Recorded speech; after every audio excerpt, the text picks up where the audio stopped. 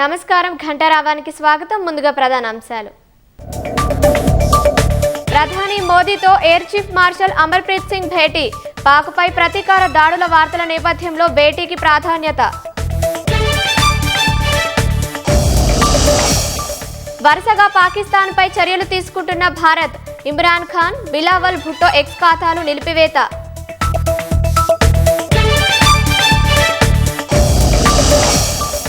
వాణిజ్య సంబంధాలు నిలిపివేయడంతో దాయాది ప్రతీకార చర్యలు. భారత నౌకలు పాకిస్తాన్ ఓడరేవులు వినియోగించడంపై నిషేధం.